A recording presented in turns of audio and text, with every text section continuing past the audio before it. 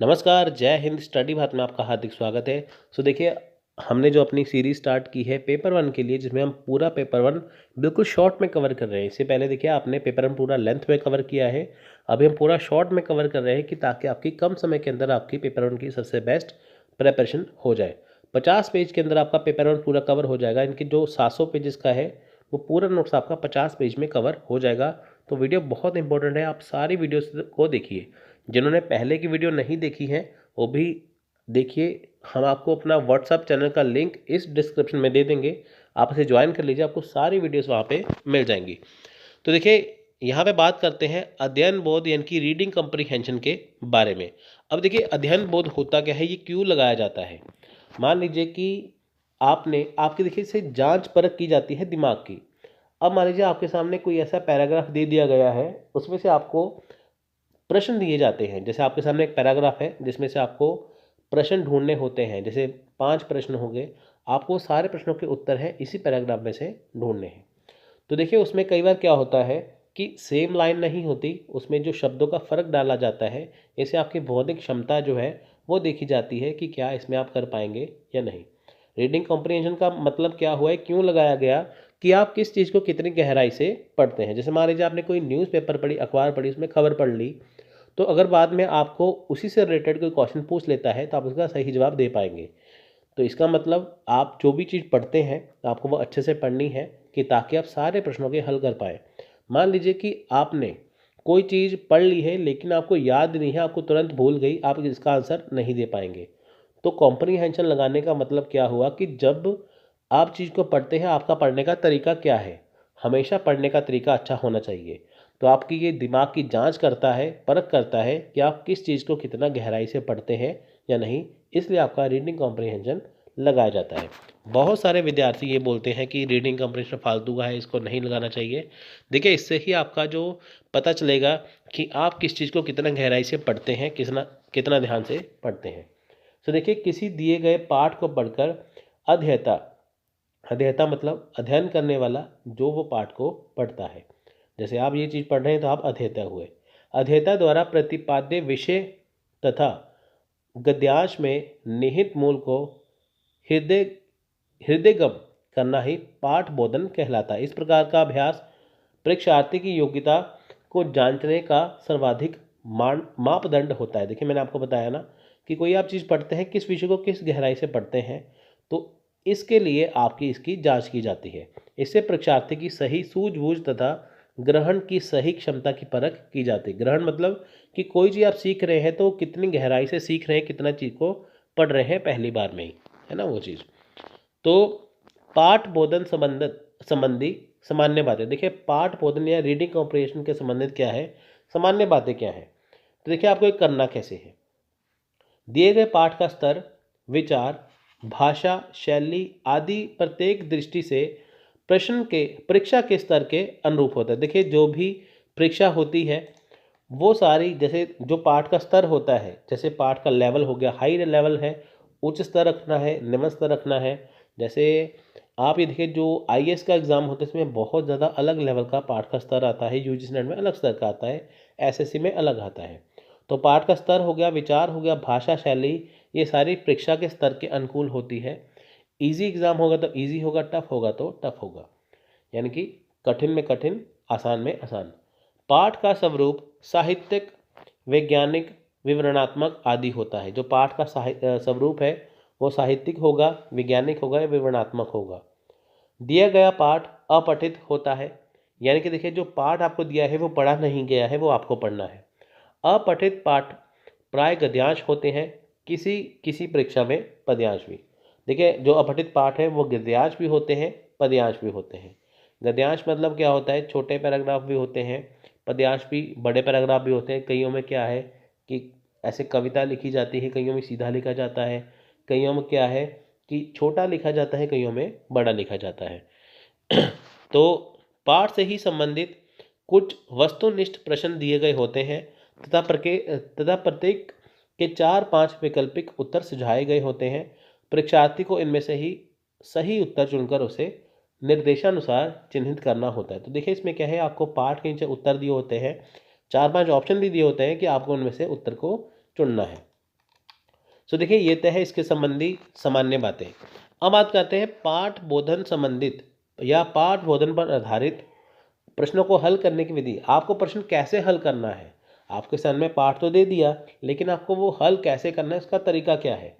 प्रथम चरण में पाठ पाठ को शीघ्रता से किंतु ध्यानपूर्वक पढ़कर विषय वस्तु या केंद्रीय भाव को जानने का प्रयास करें। देखिए जब भी आप पहला चरण क्या है, जब आप किसी पाठ को पढ़ते हैं तो पढ़ते समय आपको ध्यानपूर्वक पढ़ना है।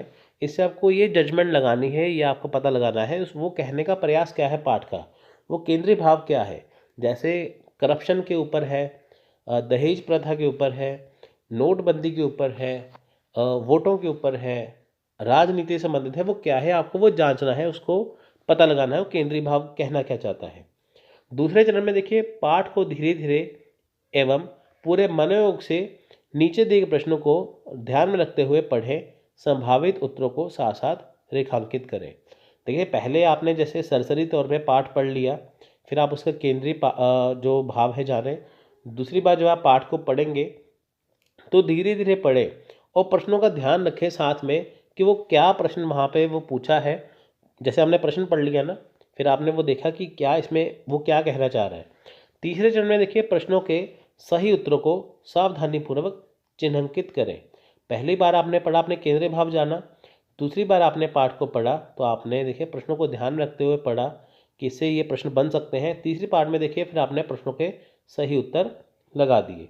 तो देखिए उत्तर पाठ पर ही आधारित होना चाहिए, कल्पना पर आधारित नहीं होना चाहिए। जो यानी कि उसके अंदर पैराग्राफ में है आपको वहीं से उत्तर को ढूंढना है। उत्तर प्रसंगताकूल व सीधा होना चाहिए। उत्तर देखिए आपका सीधा होना चाहिए। प्रत्येक विकल्प पर विचार करके देखें कि उनमें से किसी के अर्थ की संगति संबंधी वाक्य के साथ फिट बैठती है, यानी कि जो आपको जो प्रश्न पूछा है क्या वो उसके साथ फिट बैठता है या नहीं। अब देखिए यहाँ पे ऐसा बताया गया है कि आपको 3 बार पाठ को पढ़ना है। पहले आपको पढ़ना है केंद्रीय भाव के लिए, दूसरा आपको पढ़ना है प्रश्नों को ध्यान में रखते हैं, तीसरा आपको पढ़ना है सावधानीपूर्वक। ठीक है, तो 10 मिनट के अंदर आपको ये निपटा देना है। अगर आप एक क्वेश्चन को 2 मिनट देते हैं तो बहुत है। तो देखिए मैं आपको एक और तरीका बताता हूँ। जैसे मान लीजिए आपके पास टाइम ज़्यादा है तो पहले आप पैराग्राफ को पढ़ें, उसके बाद प्रश्नों को पढ़ें। दूसरी तरफ अगर आपके पास टाइम बिल्कुल नहीं है, सिर्फ 10-15 मिनट बचे हैं, तो फिर आप क्या करें, आप पहले प्रश्नों को पढ़ लें, उसके बाद फिर आप पाठ को पढ़ें। प्रश्नों को पढ़ेंगे उसका आंसर आपको वहीं से मिल जाएगा। तो देखिए यहाँ पे अध्ययन बोध हल करने के लिए सुझाव।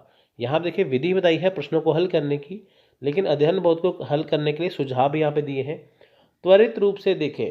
ठीक है, पाठ को क्या है आपको त्वरित रूप से देखना है, सरसरी तौर पे आपको पहले यहाँ पे पढ़ना है। ठीक है, जैसे मान लीजिए कि आपने पाठ को यहाँ पे पढ़ लिया, पहले आप उसे त्वरित रूप में पढ़ेंगे। उसके बाद देखिए यहाँ पे क्या होगा कि एक मिनट, उसके बाद देखिए यहाँ पे है पहले प्रश्नों को पढ़ें। देखिए मैंने आपको यहाँ पे क्या चीज़ बताई है, मैंने आपको यहाँ पे बताया कि अगर आपके पास टाइम कम है तो आप पहले प्रश्नों को पढ़ें, लेकिन अगर आपके पास टाइम ज़्यादा है तो पहले आपको क्या करना है, पहले आपको पाठ को पढ़ना है। क्योंकि देखिए अगर आपके पास ज़्यादा टाइम होगा तो पहले अगर पाठ को पढ़ेंगे तो आपका ही उसमें बेनिफिट होगा, लेकिन पहले अगर आप प्रश्नों को पढ़ेंगे फिर आप पाठ को पढ़ेंगे तो बहुत ज़्यादा वो टाइम उसमें लंबा हो जाएगा। तो देखिए यहाँ पे लिखा है कि आपको पहले प्रश्नों को पढ़ना है। जैसे पहले मान लीजिए आपने पाठ पढ़ लिया, पाठ में आपने हो गया, फिर आप प्रश्नों को पढ़ेंगे। प्रश्नों को पढ़ते ही आपको पता चल जाएगा कि मुझे क्या करना है। ठीक है, तो यहाँ पे देखिए नेक्स्ट है कीवर्ड्स पर ध्यान दीजिए और गद्यांश में इसी के अनुसार उत्तर देने का प्रयास कीजिए। कीवर्ड्स मतलब वहाँ पे कैसे शब्द वहाँ पे आ रहे हैं। इस तरह से प्रयास करने पर आपका समय बच सकता है। अगर कोई आपको अलग तरह से कोई शब्द लिखा जाता है, जैसे कोई शब्द है वो डार्क कलर में लिखा है, जैसे देखिए ये देखिए शब्द आप देखेंगे ये सिंपल है, लेकिन ये वाले शब्द जो है वो डार्क है। अगर आपको ऐसे कोई डार्क वाले शब्द, आपको बोल्ड वाले शब्द मिलते हैं तो आपको वो ध्यान में रखने हैं। शब्दावली आधारित प्रश्नों को हल करने का प्रयास करें। देखिए जो शब्दावली आधारित प्रश्न है पहले आपको ढूंढने हैं। शब्दावली आधारित जो प्रश्न है पहले आपको वो हल करने का प्रयास है। ऐसा नहीं कि पहला प्रश्न आ गया तो वो पहला करना है फिर दूसरा करना है। आप कोई भी जो है वो प्रश्न पहले कर सकते हैं।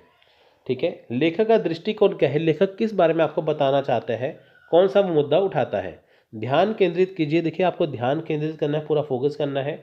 पढ़ने की गति को बेहतर बनाने के लिए आपको प्रयास करना है। देखिए मान लीजिए आप पहली बार एग्ज़ाम देंगे, लेकिन एग्ज़ाम में आपको टाइमिंग को कैसे फिट करना है, तो उसके लिए आपको पहले की प्रैक्टिस करनी है। आपको जो प्रश्न उत्तर हैं, जो कॉम्प्रिहेंशन के हैं, पहले बात तो आप उसे प्रीवियस ईयर के जो आपके क्वेश्चन है पिछले वर्षों के प्रश्न उत्तर, आप उसी का आइडिया ले लीजिए कि कितना टफ आ जाता है, तो आप उससे सॉल्व कर सकते हैं। जितना देखिए आप सॉल्व करेंगे रीडिंग कॉम्प्रिहेंशन को, उतना ही आप एग्ज़ाम में बेहतर परफॉर्मेंस देंगे। अगर आप मान लीजिए सोचेंगे कि हाँ पैराग्राफ ही पढ़ना है, एग्ज़ाम तो हम दे देंगे, कोई बात नहीं है, तो ये आपकी सबसे बड़ी गलती है, क्योंकि एग्ज़ाम में यही आपका सबसे ज़्यादा टाइम ले लेंगे। तो इससे क्या है, पाठ की जो पढ़ने की जो गति है, आपको उसको बेहतर करने का प्रयास करना है। पहली बार में पढ़ने ही आपको सारा याद होना चाहिए। पूरा याद मत करें। देखिए आपको पूरा याद नहीं करना है, थोड़ा थोड़ा करके करेंगे।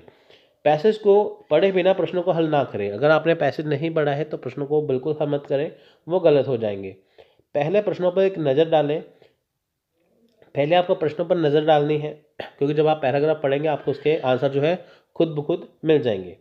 पैसेज के आरंभ और अंत में अतिरिक्त जानकारी हो सकती है। देखिए पैसेज के आरंभ में अतिरिक्त जानकारी हो सकती है, अंत में भी हो सकती है। इनकी जो जानकारी आपसे क्वेश्चन रिलेटेड ना हो, वो भी उसमें हो सकती है। ठीक है, तो देखिए आपको मैंने यहाँ पे बता दिया कि आपको ये कैसे पढ़ना है, कॉम्प्रिहेंशन होता क्या है, हल करने की विधि क्या है, इसके सुझाव क्या है। अब आपको जो मैं एक इसका अध्याय करके मैं बताता हूँ, जिससे आप आसानी से जांच पाएंगे। ये देखिए यहाँ पे 1970 के दशक में मीडिया को जिस बात से कठिनाई थी, वह कदाचित स्वतंत्रता में परिवर्तन थी, जिसके संकेत मिल रहे थे। अब देखिए जो 1917 की 1970 का दशक था, वहाँ पे देखिए दशक 70 का दशक होता है, जिसे इंग्लिश में कहते हैं 70s, यानी कि ये 1970 से 79 तक। ठीक है, यहाँ तक ये बात कर रहे हैं। दशक का मतलब होता है 10 साल। ठीक है, तो जिसमें 70 से लेके 79 तक देखिए पूरा आ जाएगा। तो ये उसकी बात कर रहे हैं कि 70 के दशक के में क्या था, जिस बात की मीडिया आपको पता ही है कि जो अखबारें वगैरह छापते हैं, है ना, जिनके न्यूज़ चैनल आते हैं, अखबारें छपती हैं। 1970 में देखिए वो अखबारें छपती थी, मैगजीन छपती थी। तो उसमें देखिए जिस बात की कठिनाई थी वो क्या थी, कदाचित स्वतंत्रता में परिवर्तन थी, है ना।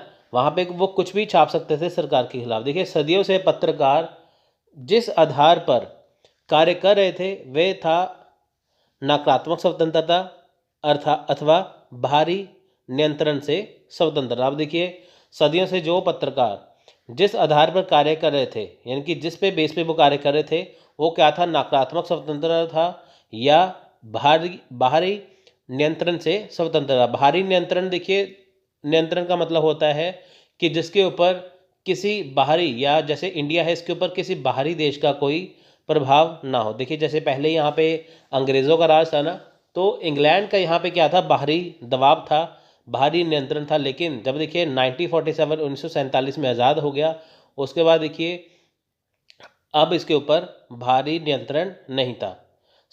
परंतु अचानक जिस और महत्व दिया जाने लगा था वह थी सकारात्मक स्वतंत्रता, जो कतिपय पूर्व निर्धारित लक्ष्यों के अनुसरण हेतु थी। यानी कि देखिए ये बात करें कि 1970 का जो दशक था वह कदाचित स्वतंत्रता में परिवर्तन थी, है ना। तो ये इससे पहले क्या था, पहले नकारात्मक स्वतंत्रता थी और बाद में क्या हुआ, सकारात्मक स्वतंत्रता आने लगी।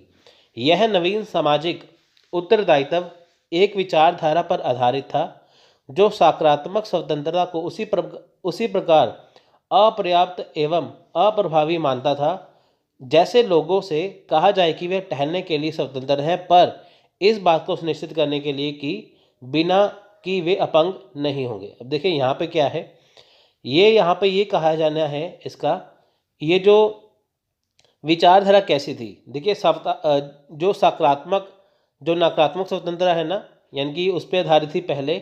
अब देखिए जो सामाजिक उत्तरदायित्व था, ये एक नया विचार था समाज के लिए। उसमें क्या था, जो नकारात्मक स्वतंत्रता थी वो क्या थी, अप्रभावी थी, है ना। जैसे देखिए कहा जाए कि आपको टहलना है, आप कहीं पे टहल सकते हैं, है ना, तो लेकिन आप अपंग नहीं हैं। तो समुचित साधन के साथ मानवीयता, यहाँ पे मानवीयता देखिए आएगा, देखिए प्रदान करने की क्षमता सरकार से अधिक और किसमें हो सकती है, अब देखिए जो मीडिया है ना, आजकल तो मीडिया आप देखिए वहाँ पे आपको काम की बातें कम बताते हैं, ड्रामा ज़्यादा दिखाते हैं ना। तो पहले ऐसा नहीं था, पहले क्या था देखिए, आपको जो स्पष्ट था आपको वो दिखाते थे। अब देखिए समुचित साधन यानी कि जो भी देखिए साधन है मीडिया के लिए, वो कौन प्रदान करवाता है, वो करवाती है सरकार। एक देश की सरकार जो है प्रदान करवाती है। जैसे देखिए टीवी चैनल्स हैं, अखबार हैं, तो सरकार देखिए उनको पूरी छूट देगी कि आपका अखबार पूरे भारत में जाए, आपका जो चैनल है वो पूरा भारत देखे, है ना, ऐसे करके। सरकार यहाँ तक कि लोकतांत्रिक सरकार को भी सामाजिक उत्तरदायित्व के अनुगामी उस शक्ति के रूप में देखते हैं जो स्वतंत्रता के प्रभावी कार्यान्वयन की गारंटी दे सकती है। अब देखिए जो सरकार है, यहाँ तक देखिए जो लोकतांत्रिक सरकार है, वहाँ पे क्या है, वो जो सामाजिक उत्तरदायित्व है देखिए उसे भी उस शक्ति में देखा जा सकता है जिसमें स्वतंत्रता हो सकती है। आप देखिए लोकतंत्र की जो सरकार है, जहाँ जैसे इंडिया में डेमोक्रेसी है, लोकतंत्र है, इस सरकार में क्या है, आपको स्वतंत्रता मिलेगी हर काम के लिए। देखिए आप सरकार के खिलाफ बोल सकते हैं, आपको ये स्वतंत्रता है, आप कहीं भी जा सकते हैं ना। लोकतांत्रिक सरकार में क्या है, हमें स्वतंत्रता मिलती है, परंतु इससे उन प्रेक्षकों की नाराजगी कम नहीं होती जो सामाजिक दायित्व को अधिकारवादिता का केवल थोड़ा सा छद्म रूप मानते हैं। इस सिद्धांत के सर्वाधिक मुखर आलोचना मीडिया दार्शनिक जॉन मेरिल है। उनके अनुसार यह कहना है कि विचारों का बहुत्व सरकार द्वारा अधिवेशित हो हास्यास्पद है ना। आप देखिए जॉन मेरिल यहाँ पे कहते हैं कि जो विचारों का बहुत्व यानी कि जो मीडिया है, मीडिया के जो विचार है ना, उसके ऊपर सरकार का बहुत ज़्यादा, सरकार के द्वारा वो होता है, यानी कि जो मीडिया चाहती है वो अपनी मर्जी से कर नहीं सकती, सरकार के दबाव में करती है। ये कहते हैं वो बहुत हास्यास्पद है, क्योंकि देखिए अगर हम कहते हैं कि एक तरफ लोकतंत्र है, एक तरफ लोकतंत्र हुआ है ना, दूसरी तरफ मीडिया के ऊपर दबाव है, तो वो हास्यास्पद लगता है। उनका कहना है कि पत्रकारों को अपना समाचार तैयार करने एवं संपादकीय निर्णयों की अपनी स्वतंत्रता अवश्य बनाए रखनी चाहिए। अब देखिए जॉन मैन यहाँ पे कहते हैं जो पत्रकार हैं वो अपना समाचार पत्र तैयार करे, या संपादक जो होते हैं, जो उनके निर्णय होते हैं, है ना, उनके लिए उनको स्वतंत्रता होनी चाहिए। अब देखिए संपादकीय निर्णय क्या है, जब भी देखिए अखबार पढ़ेंगे ना तो इंग्लिश में एक पेज होगा जिसका नाम होगा एडिटोरियल, ठीक है, इसका नाम होगा एडिटोरियल। अखबार में, हर अखबार में होता है एडिटोरियल। हिंदी में होता है संपादकीय, हिंदी में होता है संपादकीय। वहाँ पे क्या है देखिए, जो संपादक है ना उसके अपने विचार है। आप कोई भी खबर पढ़ेंगे वहाँ पे संपादक एक्सप्लेन करता है कि उसके नकारात्मक पहलू क्या है संपादक, और उसके सकारात्मक पहलू क्या है। तो यहाँ पे जॉन मैरिल कहते हैं कि जो पत्रकार है उनको समाचार पत्र वो खुद से तैयार करे, जो खबर है वो सही छापे, और जो उनके निर्णय है उनमें उन्हें स्वतंत्रता होनी चाहिए। मैरिल ने आगे लिखा है कि मीडिया में सुधार चाहने वाले बाह्य समूह द्वारा अच्छी मंशा से किए गए प्रयास भी संहितावेशी होते हैं तथा ये अपरिहार्य पत्रकारों की स्वायत्ता को न्यून बनाते हैं। अब देखिए यहाँ पे क्या ये कहते हैं कि मीडिया से सुधार चाहना है ना, जो कहते हैं कि मीडिया से सुधार चाहना है उसके लिए क्या है, अच्छे प्रयास होने चाहिए। अब देखिए इससे क्या होगा, अगर मीडिया को देखिए मीडिया में सुधार नहीं होगा, है ना, तो उसकी स्वायत्ता कैसे रहेगी, है ना, वो कैसे हो पाएगा। इससे मीडिया की स्वायत्ता के बारे में प्रश्न उठता है। सो देखिए यहाँ पे इस पैराग्राफ में सिंपल सी बात क्या की गई है, यहाँ पे बात की गई है मीडिया के बारे में। यहाँ पे बताया गया है कि पहले मीडिया कैसा था, है ना। पहले मीडिया देखिए 1970 के दशक में क्या था, उसमें परिवर्तन आने लग गया, है ना, वो स्वतंत्रता आने लग गई उसमें। 70 के दशक में पहले क्या था, नकारात्मक स्वतंत्रता थी, पहले कुछ नहीं था, है ना, पहले सरकार के अकॉर्डिंग करना पड़ता था। लेकिन जब लोकतंत्र की सरकार आई वहाँ पे क्या था, वहाँ पे स्वतंत्रता आने लगी। आप देखिए अंग्रेज़ों के ज़माने में क्या था, अंग्रेज़ों की ज़रा सी बुराई करें तो वहाँ पे वो पकड़ लेते थे। वो उन्होंने कई पत्रकारों को और कई देखिए पत्रिकाओं को बैन कर दिया था। लेकिन देखिए जब लोकतंत्र सरकार आई तो उसमें क्या था कि मीडिया स्वतंत्र हो गई। तो देखिए आपने पढ़ा, इसमें मीडिया के बारे में ही सब कुछ कहा गया है। तो चलिए इसके क्वेश्चन करते हैं। अब देखिए जॉन मेरिल के अनुसार मीडिया में सुधार लाना है वो क्या है। अब देखिए प्रश्न यही बनेगा, यहाँ पे प्रश्न है जॉन मेरिल के अनुसार मीडिया में सुधार लाना वो क्या है ना। वो समुचित है, अच्छी मंशा है, अपरिहार्य है, या संहितावेशी है।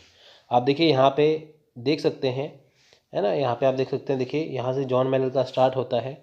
आप देखिए वो मीडिया में कैसे सुधार लाना चाहते हैं।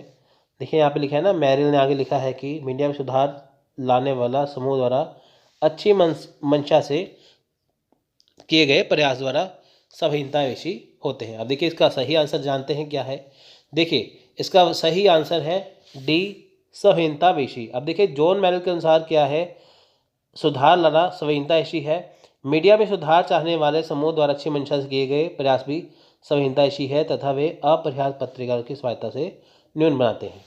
आप देखिए यहाँ से इस लाइन को यहाँ तक पढ़िए, आपको ही खुद ही समझ में आ जाएगा, है ना। वो कहते हैं कि मीडिया में सुधार लाना है किसकी वजह से, विभिन्न समूहों द्वारा अच्छी मंशा से, लेकिन वो प्रयास क्या है, वो प्रयास है संहीनतावेशी, है ना। इसलिए आप देखिए यहाँ पे आपको सारे ही ये कीवर्ड जो है यहाँ पे मिल जाएंगे, लेकिन आपको इसमें से सही ढूंढना है। तो देखिए ये संहीनतावेशी इसका सही आंसर है। तो देखिए दूसरा प्रश्न है, कुछ लोग मीडिया के सामाजिक उत्तरदायित्व के पहल को मानते हैं। अब देखिए कुछ लोग, है ना, यहाँ पे कुछ आएगा, कुछ लोग क्या है, मीडिया के सामाजिक उत्तरदायित्व के पहलू को मानते हैं।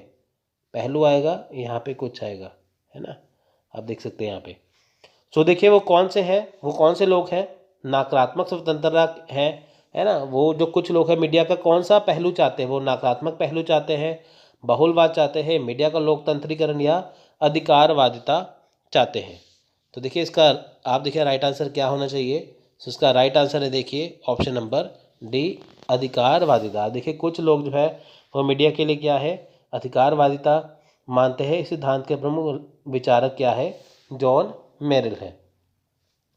आप देखिए यहाँ पे क्या है ना, कुछ लोग, आप देखिए यहाँ से इसको पढ़ सकते हैं कि कुछ लोग देखिए अधिकारवादिता चाहते हैं। वो कहते हैं कि अधिकार मिले, है ना, अधिकार मिले, किसको अधिकार मिले, वो अधिकार मिले मीडिया को। कौन सा अधिकार मिले, स्वतंत्रता का अधिकार मिले, है ना।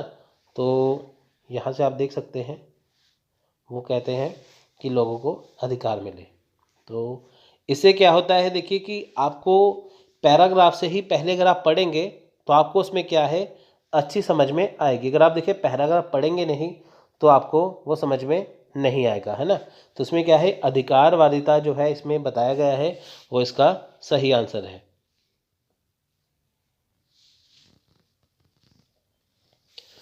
अगला प्रश्न है, इस गद्यांश में किसका समीक्षात्मक विश्लेषण किया गया है। अब देखिए किसका समीक्षा विश्लेषण किया गया है, यानी कि देखिए इसमें क्या कहा गया है, पत्रकारों के कार्य का किया गया है ना। किसकी समीक्षा की गई, पत्रकारों के बारे में, पत्रकारों के कार्यों का, सरकार के लिए अधिदेश है, मीडिया के सामाजिक उत्तरदायित्व के सिद्धांत है, या पत्रकारों की नियंत्रित स्वायत्ता है। अब देखिए ये चारों ही चीज़ें जो है कहीं ना कहीं इसमें कही गई है, तो आपको ये बहुत कन्फ्यूजिंग सा लगेगा। आपको बताना है कि इस गद्यांश में सबसे ज़्यादा किसके बारे में बात की गई है, सबसे ज़्यादा किसकी समीक्षा की गई है, पत्रकारों के बारे में, सरकार के बारे में, मीडिया के बारे में, या पत्रकारों की नियंत्रित स्वतंत्रता के बारे में। तो देखिए राइट आंसर है ऑप्शन नंबर सी, मीडिया के बारे में। अब देखिए मीडिया के सामाजिक उत्तरदायित्व के सिद्धांत का इसमें है। देखिए पत्रकारों का यहाँ पे इतना नहीं है, वो सिर्फ उदाहरण स्वरूप है, सरकार का भी नहीं है, पत्रकारों का। यहाँ पे मीडिया के बारे में बात की गई है। आप देखिए जहाँ भी देखिए मीडिया लिखा होगा, यहाँ पे देखिए मीडिया के बारे में बात की गई है ना। तो ये सारी ही जो चीज़ें हैं वो मीडिया से, आप देखिए मीडिया के अंदर ही पत्रकार आएंगे ना, इसलिए। तो देखिए अगला प्रश्न है, पहले पत्रकारों के कार्य का क्या आधार होता था। यानी कि देखिए जो पहले पत्रकार थे उनका कार्य करने का क्या आधार होता था, वो किस आधार पर कार्य करते थे। सीमित विकल्प की स्वतंत्रता, सामाजिक उत्तरदायित्व, वाद से दबाव से मुक्त, या सरकारी नियंत्रण।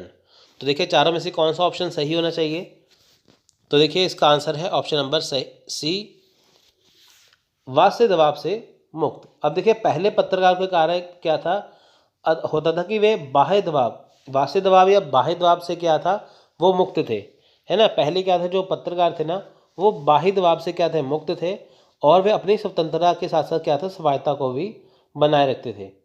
तो देखिए ये बहुत ज़्यादा इम्पोर्टेंट है। आप देखिए आपको ये सारी ही चीज़ें जो आपको ऐसा लगेगा कि हाँ ये सारी सही हैं, लेकिन आपको इसमें से वो ढूंढना है जो यहाँ पे आपको सही लगती हैं। ठीक है फ्रेंड्स, अगर देखिए मान लीजिए कि आप यहाँ पे उलझ जाएंगे क्वेश्चन में तो आपका टाइम निकल जाएगा, है ना। तो इसलिए क्या है कि आपको जो है वो अच्छे से उत्तर को देना है ना फ्रेंड्स। क्योंकि देखिए अगर आप यहाँ पे बहुत ज़्यादा टाइम यहाँ पे अपना लगा देंगे तो फिर बाकी का टाइम आपका कम हो जाएगा। इसलिए क्या है कि आपको सही से चलना है कि ताकि आपकी जो तैयारी है वो बहुत अच्छे से हो और आप जो है वो अच्छे से कर सकें, है ना। आपको देखिए टाइम बचाना है। सो देखिए इसका भाई से मुक्त आप देखिए यहाँ पे भी देख सकते हैं, ये लाइन लिखे ना, सदियों से पत्रकार, है ना, वो मुक्त नकाम अथवा बाहरी नियंत्रण से स्वतंत्रता थी। उनका आधार क्या था? बाहरी नियंत्रण से स्वतंत्रता पर। सो देखिए अगला प्रश्न है, लास्ट प्रश्न, सकारात्मक स्वतंत्रता का अर्थ क्या होता है?